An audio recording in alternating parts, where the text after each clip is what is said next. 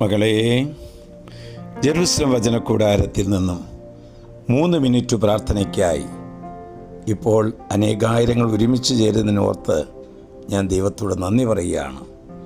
നമ്മുടെ ഹൃദയങ്ങളെ കണ്ട് സ്വർഗം സന്തോഷിക്കുന്ന പുണ്യമായ നിമിഷത്തിലാണ് നമ്മളെല്ലാവരും ഒരുമിച്ച് ചേർന്നിരിക്കുന്നത്. നിൻ്റെ നിയോഗം എന്തുമായിക്കൊള്ളട്ടെ, നിൻ്റെ സങ്കടം എന്തുമായിക്കൊള്ളട്ടെ, നമ്മുടെ വീട്ടിലേക്ക് കടന്നു വരുന്ന വിശുദ്ധന്മാരുടെ സുഹൃതങ്ങളാൽ നമ്മുടെ കുടുംബവും നമ്മുടെ ജീവിതവും സുഗന്ധപൂരിതമായി തീരും. ഇന്നിതാ നമ്മുടെ ഭവനത്തിലേക്ക് കടന്നു വരുന്നു വിശുദ്ധനായ ജോൺ പോൾ രണ്ടാമൻ മാർപ്പാപ്പ. പിതാവിൻ്റെ വചനം 1 യോഹന്നാൻ 3:1. കണ്ടാലും എത്ര വലിയ സ്നേഹമാണ് പിതാവ് നമ്മോട് കാണിച്ചത്. ദൈവമക്കളാണ് നാം എന്ന് വിളിക്കപ്പെടുന്നു. നാം അങ്ങനെയാണ് താനും.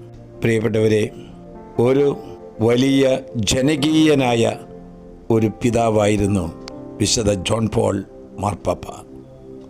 ഒരു കാലഘട്ടത്തിൻ്റെ പ്രകാശഗോപുരവും നിലയ്ക്കാത്ത ശബ്ദവുമായിരുന്നു അവിടുത്തേത്. വിശ്വ തീർത്ഥാടനത്തിലൂടെ ലോകം ചുറ്റി സഞ്ചരിച്ച ഒരു മിഷണറി ആയിരുന്നു നമുക്കേറെ പ്രിയപ്പെട്ട വിശുദ്ധനായ ജോൺ പോൾ മാർപ്പാപ്പ. ചെറുപ്രായത്തിൽ അമ്മയും ജ്യേഷ്ഠനും പെങ്ങളും മരിച്ചു. 15-ാം വയസ്സിൽ പിതാവും ഈ ലോകം വിട്ടുപോയി. സ്വന്തമായവരെല്ലാം ദൈവം വിളിച്ചു കൊണ്ടുപോയി. അനാഥത്വത്തിൽ ദൈവം തന്നെ വിളിച്ചു. ദൈവത്തിൻ്റെ സ്വപ്നം ഈ ഭൂമിയിൽ വിടർത്താൻ, ഒരു വൈദികനാകാൻ, സെമിനാരിയിൽ ചേരാൻ ദൈവം വിളിച്ചു. പൗരോഹിത്യത്തിന് ശേഷം ചെറിയ ഇടവകകളിൽ, കുഗ്രാമങ്ങളിലെ ദൈവാലയത്തിൽ സേവനമനുഷ്ഠിച്ച് ഒരു ദൈവരാജ്യങ്ങളാക്കി മാറ്റി. 1988 മെത്രാനായി. താൻ പൂർണ്ണമായും അങ്ങയുടേതാണ്, ഇതായിരുന്നു അവിടുത്തെ മുദ്രാവാക്യം. മെത്രാപ്പോലീത്തയായും കർദിനാളായും തിരുസഭ വിശുദ്ധനായിരിക്കുന്ന ജോൺ പോൾ രണ്ടാമൻ മാർപ്പാപ്പയെ അനുഗ്രഹിച്ചു.